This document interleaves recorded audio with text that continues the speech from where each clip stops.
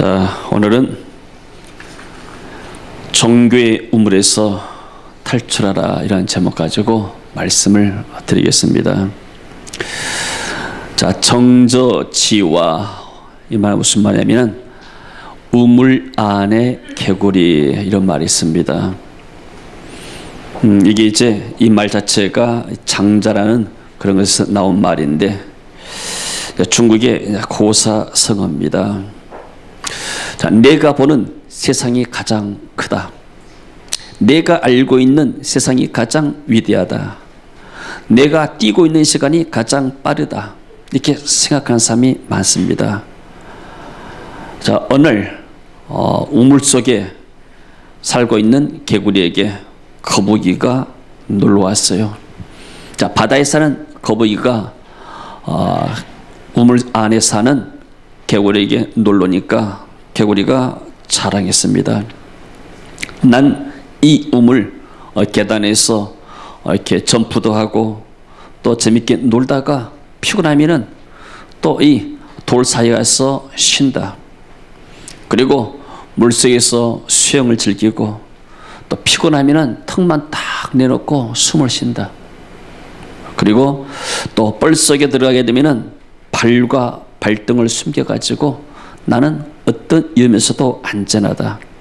주변을 둘러봐도 무슨 짱구벌레나 올챙이나 어떤 것이 나를 따라올 수 있겠느냐. 게다가 나는 이 웅덩이를, 이 우물을 내가 독차지하고 있다. 내가 이 우물의 왕이다. 너도 한번 이 우물에 와서 같이 한번 즐겨봐라. 그래, 거북이가 발을 하나 디딛고 나서 그 다음 발을 디딜라니까 그냥 걸려서 못 들어가요. 거북이가 미안했습니다. 그러면서 개구리에게 말했죠. 내가 사는 바다는 천리로도 그 넓이를 재지 못하고 천길로도 그 깊이를 가늠하지 못한다. 우왕시대 10년에 9년 동안 홍수가 쏟았지만 물이 불어나지 않았다. 바다에는. 그리고 탕왕시대 8년에 7년 동안 감옥에 타들어갔어도 바닷물이 줄어들지 않았다. 시간이 흘러도 그만, 물이 들어오고 나가도 그만. 이것이 큰 바다의 즐거움이다. 자, 이것은 무엇을 말합니까? 자, 세상이 넓은 줄 모르고 자기가 살고 있는 이 우물 속의 공간이 최고라고 생각하는 거예요. 저 우물 속에서 하늘을 바라보는 그 세계가 하늘이 전부다 생각합니다. 여러분, 우리가 살고 있는 이 지구는 어떤 것입니까? 지구는 태양에 비해서 너무나 작은 존재예요. 그리고 우리가 보는 이 하늘 위에 태양계가 있고 그 다음에 은하계가 있고 온 우주가 있습니다. 그리고 그 모든 우주를 다스리는 분이 하나님이세요.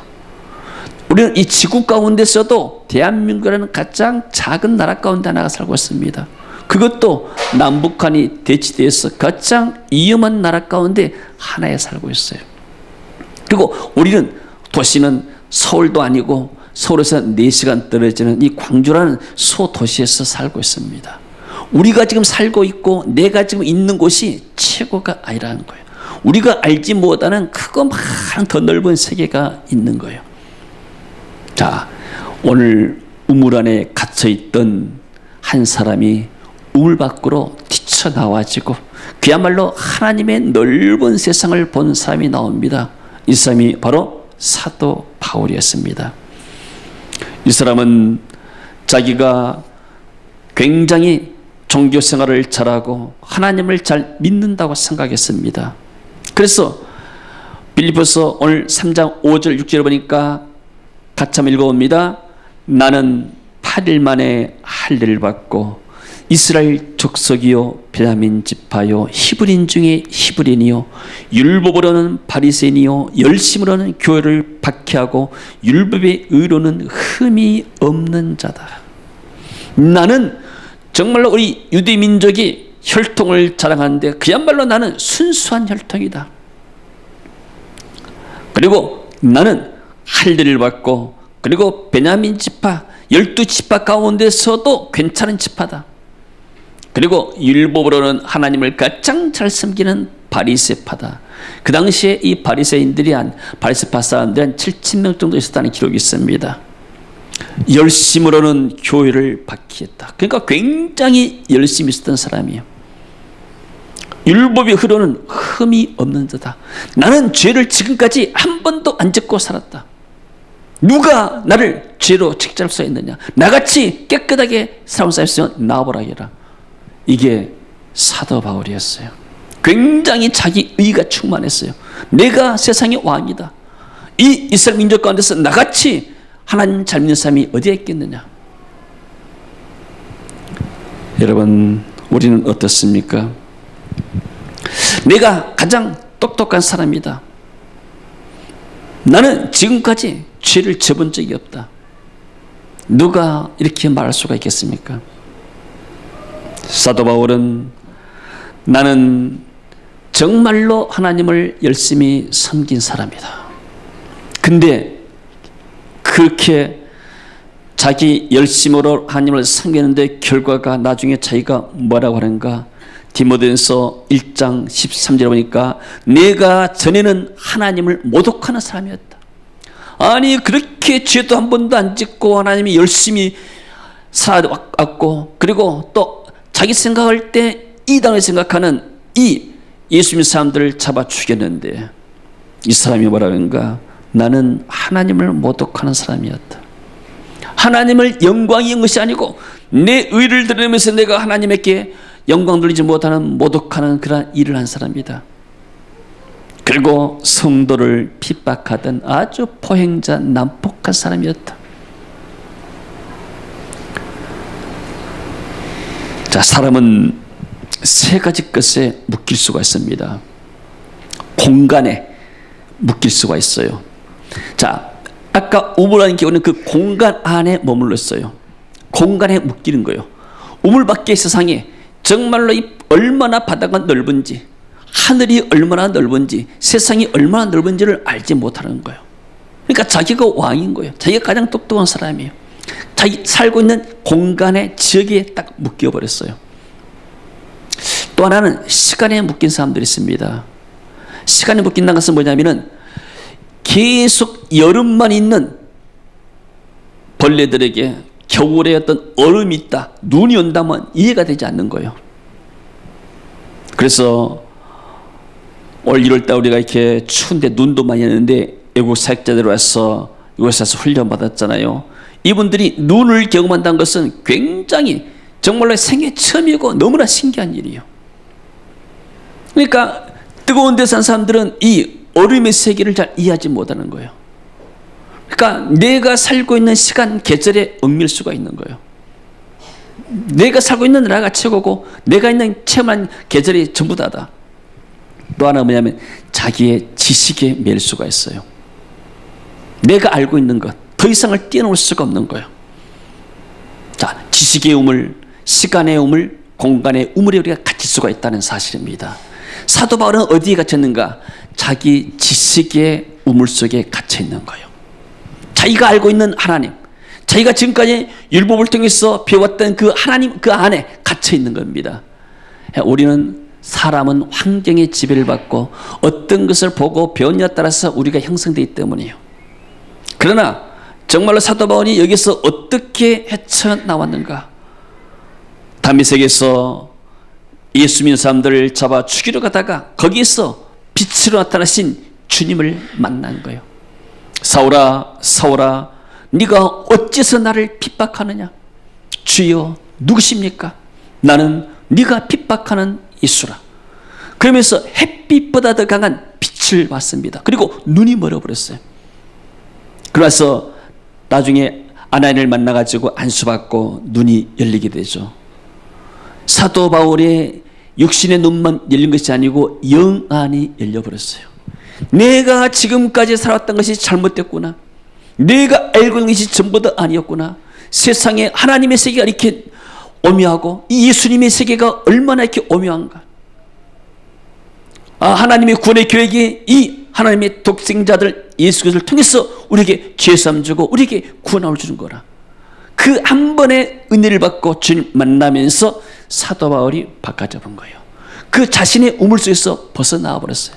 할렐루야. 아멘. 그러고 나니까 밖에 나와서 보니까 자기가 살아왔던 우물 속이 너무나 초라하게 느껴지는 거예요. 그래서 이 사람이 어떻게 고백합니까? 3장 9절에 보니까 8절에 보니까 또한 모든 것을 해로 여김은 내 주 그리스도 예수를 아는 지식이 가장 고상함이 때문이다. 내가 그를 위하여 모든 것을 잃어버리고 배설물로 여김은 그리스도를 놓고 그 안에서 내가 발견되려 합니다. 무슨 말입니까? 예수 그리스도를 아는 것이 세상의 최고의 지식이구나. 내가 알고 있는 것이 그야말로 나는 어떤 바닷가 모래알처럼 작은 어떤 편리나 불과하구나. 이걸 본 거예요. 여러분, 우리가 하나님 만나기 전에는 세상에 있는 모든 것이 전부 다 최고라 여겨집니다. 우물 안이 한 세상으로 볼 수 있어요. 이 세상에서 보게 되니까, 우물 속에서 보게 되니까 돈 있는 사람이 굉장히 우러러 보거든요. 그 안에서 권력 있는 사람이 가장 우러러 보거든요. 그러니까 사람들이 그것만 쳐다보는 거예요. 그 우물 밖의 세상에서 더 이상의 하나님의 세계, 영적인 세계에 있던 것을 깨닫지를 못합니다. 그래서 눈에 보이는 대로 그 우물 안에서, 세상 안에서 내가 돈을 더 벌어야지, 더 높은 데 올라가야지, 더 내가 출세해야지, 더 내가 인생을 즐겨야지, 그 안에서만 왕노릇하는 거예요. 그리스도를 만나지 못한 사람들은 세상이라는 우물 속에 갇혀있는 사람들이요. 이 세상은 잠시 잠깐이고 이 세상이 끝나고 나면 하나님의 영원한 세계가 우리에게 있는 줄로 믿습니다. 이 영원한 세계, 영적인 세계를 알지 못하니까 세상에서 모여 사람들이 욕심을 부린 거예요. 네가 잘났다, 내가 잘났다. 어떤 먹을 것 있고 이익이 있으면 그것 가지고 싸우는 거예요. 오늘 하나님께서 우리에게 영안을 열어주시기를 원합니다. 할렐루야. 자, 그래서 이 사람이 뭐냐면 내가 과거에 내 지식을 자랑했다. 내 가문을 자랑하고 내 학문을 자랑하고 내 배경을 자랑했다. 그러나 이런 것들이 너무나 냄새나는 것들이다. 배설물이다. 배설물.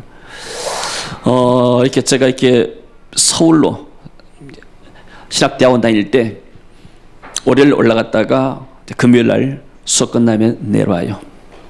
그러면 꼭 고속도로 갔다 보게 되면은 저 전라북도 어떤 지역에 가게 되면은 이상한 냄새가, 축사 냄새가 나와요.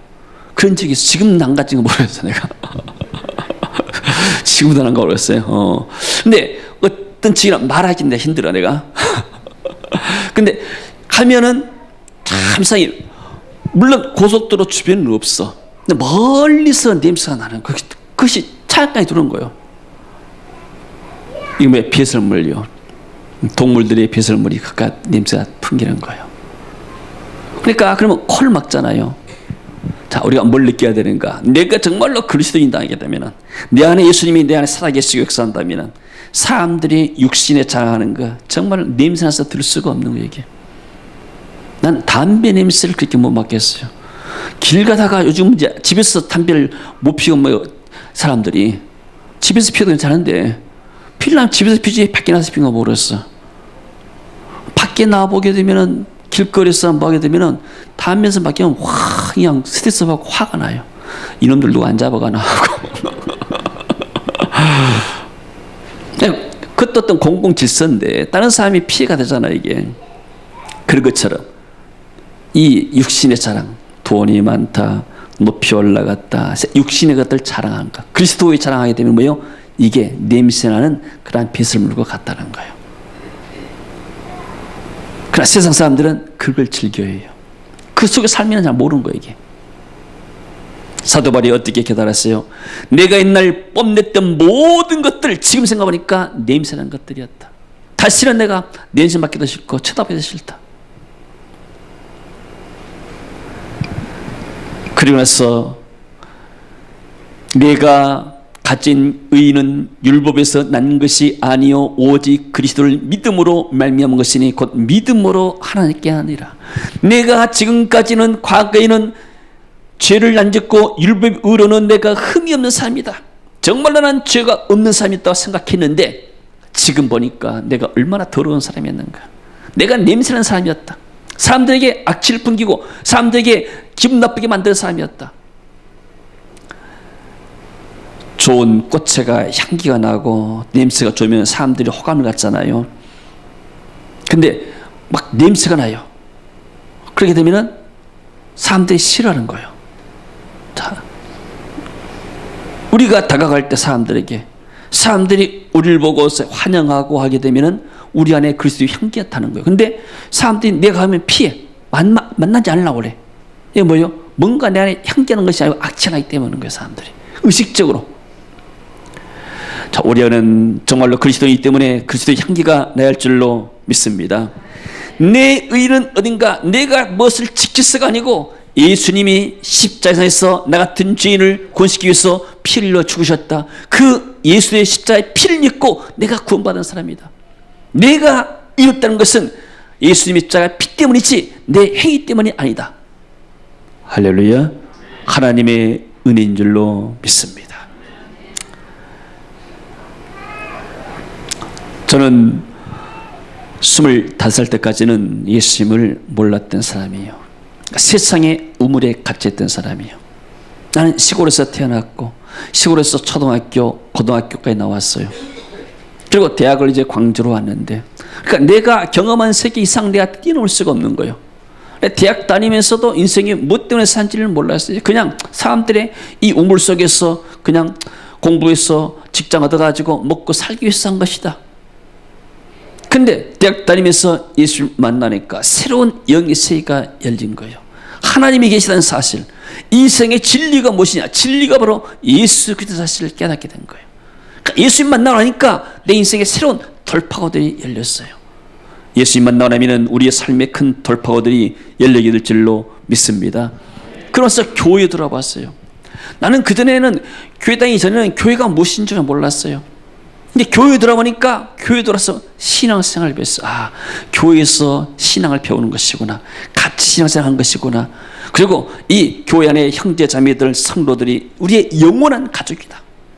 세상에 육신의 가족은 예수 안 믿고 나면은 우리가 영원한 세계에서 갈라지잖아요. 그러나 이 교인들은 같이 신앙 고백하는 이 사랑하는 성도들은 우리가 영원히 천국에서도 같이 만나는 가족이구나. 할렐루야. 우리는 영원한 가족입니다. 할렐루야. 안 볼 사람처럼 육신의 형제는 의가 상하면 안 볼 수도 있어요. 막 법정에서 싸울 수도 있어요. 그러나 우리 성도들은 하나의 나라에서 영원히 살 사람인 줄로 믿습니다. 아멘. 그리고 나서 제가 이제 목회하겠다고 나섰는데 신학교 가서 목회를 배웠어요. 신학을 배우고 어떻게 목회할 것인가. 근데 거기서 제가 배운 것이 뭐였는가? 교회는 성장시켜야 된다. 그래서 큰 교회 메가처치를 만들어야 목회가 성공한 것이다. 난 이렇게 배웠어요. 그래서 나도 그것을 열심히 쫓아갔어요.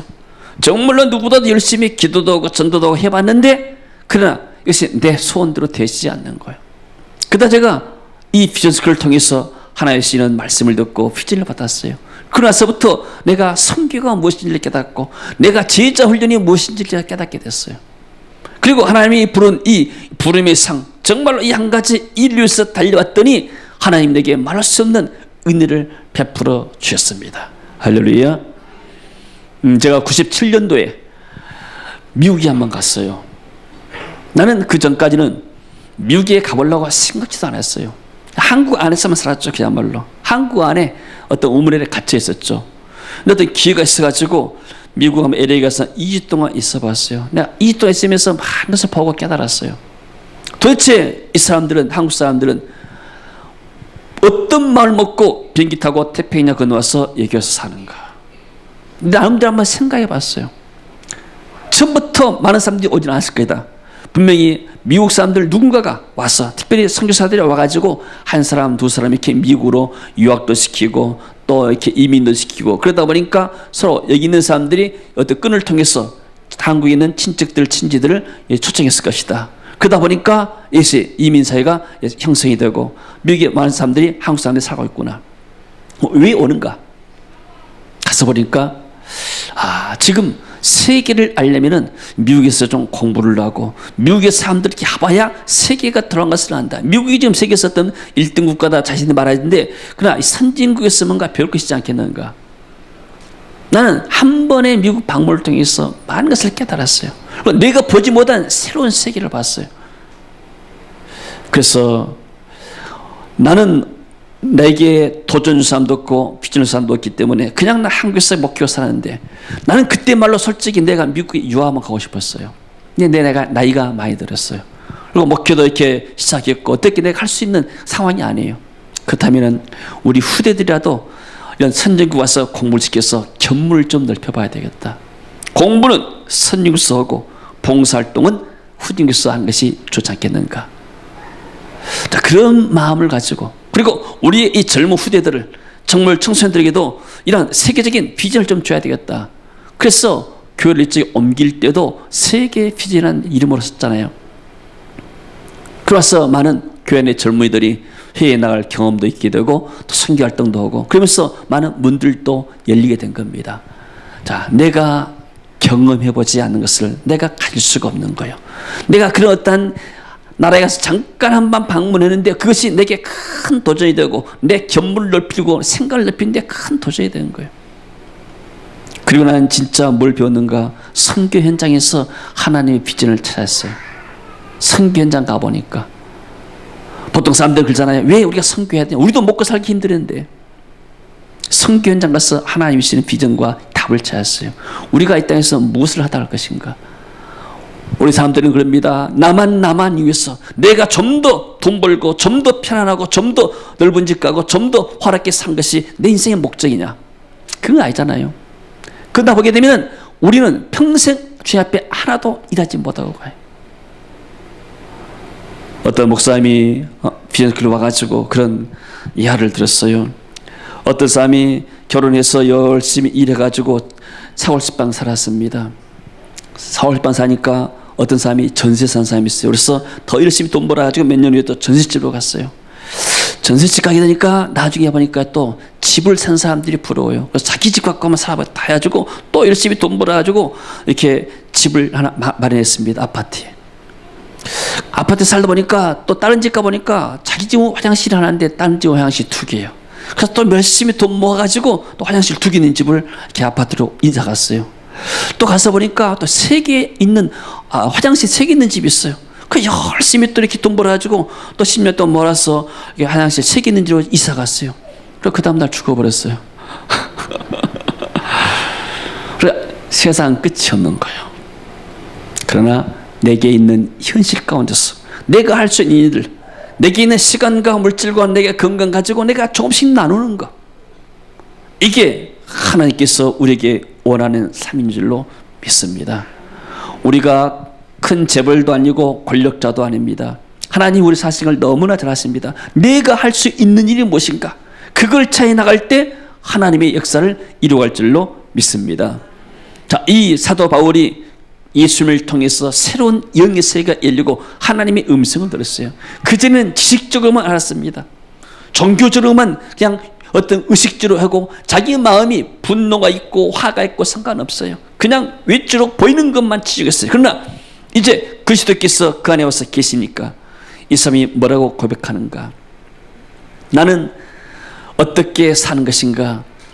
13절에 보니까 12절에 보니까 내가 이미 얻었담도 아니요 온전히 이뤘담도 아니라 오직 내가 그리스도 예수께 잡힌 바 된 것을 잡으려고 달려고 하노라. 형제들아 난 아직 내가 잡은 줄 여기지 않냐고 오직 한 가지 일 뒤의 것은 잊어버리고 앞의 것을 잡으려고 간다. 오직 내가 한 가지 일 뭐요? 그게 뭐예요? 14절 보니까 푯대를 향해서 그리스도 예수 안에서 부름의 상을 위하여 달려간다. 하나님이 나를 위해서 상을 예비해놨는데 그 상은 이 경주를 마칠 때 내게 주신 상이다. 나는 이제 다른 거 생각하지 않는데 육신의 자랑, 내 어떤 잘난 거, 사람들이 알아주는 거 필요 없는 것이다. 내가 땅에서 돈을 많이 버는 거, 나 그게 중요한 것이 아니다. 하나님께 내 맡겨진 이 사명, 내게 주신 비전, 이것을 성취하는 것이 나의 임무고 내가 하나님께 받을 상이다. 할렐루야. 아멘. 어떤 병원에 가니까 그 아버지 교회 다니는 사람 같아요. 원장이. 어디 교회라고 이름이 써졌어요. 어디 신문에 보니까 어떤 분이 변호사가 나와서 글을 썼는데 보니까 어디 좀 큰 교회도 다 다니는 사람 같아요. 제가 볼 때 참 우리 교회는 변호사도 없고 원장도 없고 재벌도 없고, 그래도 내가 그런 것에 기죽지 않는다 사실이요. 왜요? 하나님께서 내게 부름의 상이 있기 때문에, 하나님께서 우리 교회를 향한 부름의 상이 있기 때문에 내가 그것만 하면 되는 거예요. 아멘. 하나님께서 많은 거 주는데 그것 가지고 하나님 나라에서 이익을 있지 못하고 그냥 자리만 채우고 왔다 갔다 하게 되면 무슨 의미가 있겠어요? 사도 바울이 말했어요. 자기는 다른 사람과 비교하지 않는다. 다른 사람이 날 자랑하든지 뭐든지 아무 상관이 없다. 나는 오직 내게 있는 것만 가지고 한다. 그러면서 뭐라고 합니까?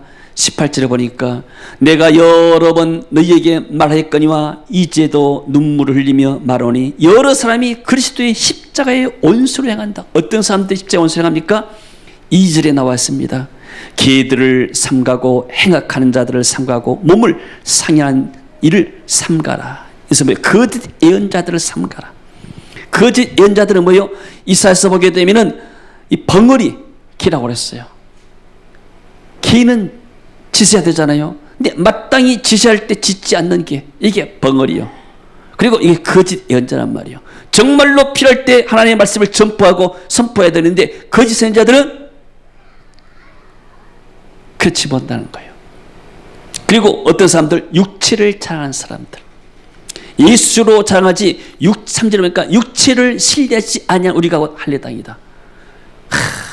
우리 교회는 이렇게 크다. 우리 교회는 건물도 있고 뭣도 있고 예산도 굉장하고 뭐한다. 우리 집은 뭐가 있고 우리 집은 뭐가 있고 다 이런 사람들이 뭐예요? 십자가의 원수를 행한다. 내가 과거에 이러한 사람이었다. 내가 과거에 이런 것을 추구했던 사람이었다. 내 자신을 자랑하고 내가 어떤 잘남 공부만 했던 것들 또 종교생활만 했던 것들 열심히 했던 것들 내가 자랑한 사람이 아니었느냐. 이것이 보니까 결국은 십자가의 원수들이더라. 하나님의 교회를 해하는 사람들이더라. 이런 사람들을 주의해라. 아멘. 할렐루야. 그들의 마침 뭐예요? 멸망이요 땅의 일만 생각하는 사람이다. 이 땅에서 우물 안에서 내가 얼마나 크냐, 우물 안에서 개구리가 되어서 우물 안에서 왕이 되기 원하는 사람들이다. 그런 사람들 따라가지 말아라. 여러분, 엘리트와 리더의 차이가 있어요. 엘리트는 좋은 환경 가운데서 살아나고 자기만 출세한 사람이에요. 이런 사람들이 통치를 하고 이런 사람들이 가정이나 어떤 사회의 어떤 리더가 되게 되면 별로 소망이 없는 거예요. 근데 리더는 그렇지 않아요. 리더는 다른 사람이 있는 거예요. 리더는 뭐예요? 자신의 삶을 나눈 사람이에요. 근데 많은 사람들이 엘리트만 추구한 거예요. 나만 잘 살라고 원하는 거예요. 리더는 자기만 이렇게 살라고 하지 않아요. 지금 미국의 대통령 선거에 샌더스라는 사람이 클린턴을 이렇게 막 추격하고 그러는데 이 사람이 왜 나이가 들었는데 70이 넘었는데 그러는가? 소득의 불평등, 경제 불평등. 우리나라도 경제 민주화 많이 나왔잖아요. 젊은 사람들 어떻게 살려볼 것인가? 젊은 사람들에게 희망을 주고 정말로 빈곤층에게 희망을 주게 되니까 우리도 잘 사줄게 하겠다. 너무나 빈부격차가 심하다. 이것도 어떻게 해야 할 것인가? 이런 비전을 제시하니까 젊은 사람들이 투표에 나와서 투표 걸잖아요. 자, 그들의 마침은 멸망이요 땅의 일만 생각하는 사람들이다. 근데 우리의 시민권은 어디가 있는가? 하늘에 있다. 20절까지 봅니다. 그러나 우리의 시민권은 하늘에 있는지라 거기로서 구원한 자 곧 예수 그리스도를 기다리노니. 여러분, 우리는 이중 국적자예요. 대한민국 국민이고 천국의 국민이요. 시민권 우리가 받았어요. 아멘. 시민권이 성령 우리 안에 딱 인체와 도장을 찍어준 거예요. 우리가 예수를 고백한 사람들에게. 할렐루야. 자, 그래서 우리는 이 땅을 떠나게 되면은 다시 하나님의 영원한 우리의 번향집 천국으로 갈 줄로 믿습니다. 근데요, 보니까 이렇게 어떤 이상한 사람들이 있어요. 외국인들이 현지 이제 다른 나라 가가지고 일하잖아요. 이러면은 본국에 있는 아내 남편을 다 잊어버려요. 현지에서 새로운 애인을 만나. 아주 자기 집 안 돌아가. 필리핀에 가보니까 이런 사람들 좀 있더라고. 애국 나와서 일하는데 10년째 연락이 줄됐다. 제네랄 산토스 가서 만났어요. 그래서 남편이 굉장히 슬퍼해요. 막 술만 먹고 있다가 아들, 이제 어린 애들이 있는데, 그러다가 이 선교사님 만나가지고 이 사람이 예수 믿고 와서 선교사님 같이 교제하고 이번에 가서도 만나는데 막 선교사님을 자랑해요. 이 선교사님이 나를 살렸다고. 내 아내는 나가서 1년, 2년 동안은 돈도 보내려고 연락이 있었는데 지금 연락이 없다고. 자기 기도한다는 거예요. 아마 현지에서 애인이 생길 것 같아. 현지에서 애인 생기면은 자기 고기 안 오고 자기 남편에게 안 오는 거예요. 우리 그리스도인들이 이곳은 현지요, 현지.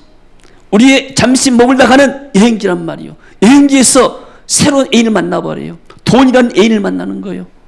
세상 쾌락이라는 애인을 만나는 거예요. 내 자랑이라는 애인을 만난 거예요. 그러면 천국 가기가 싫어진 거예요. 맞습니까? 맞는 말이 이게.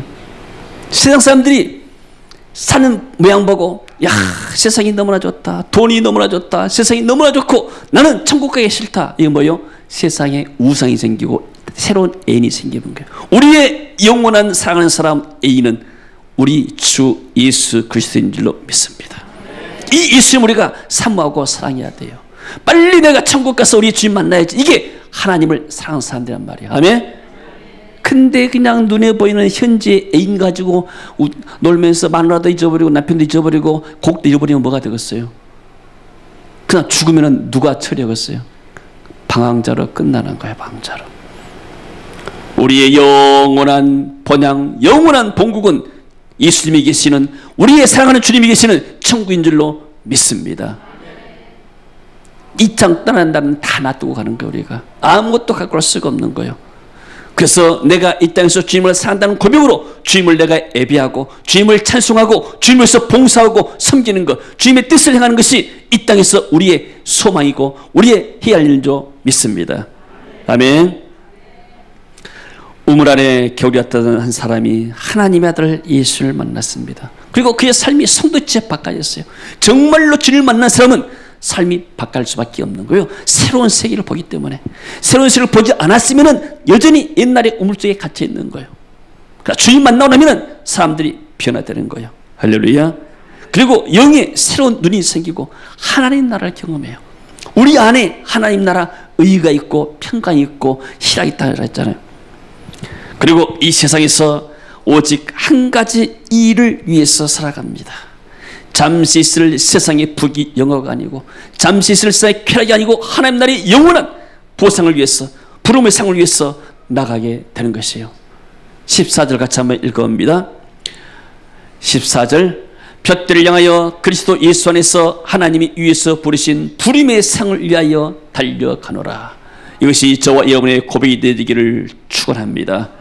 우리가 이 하나님이 부르신 부름의 상을 위해서 우리의 평생 하나님을 섬기고 또 하나님께 봉사하는 저와 여러분, 우리 교회 되시기를 주의 이름으로 축원합니다.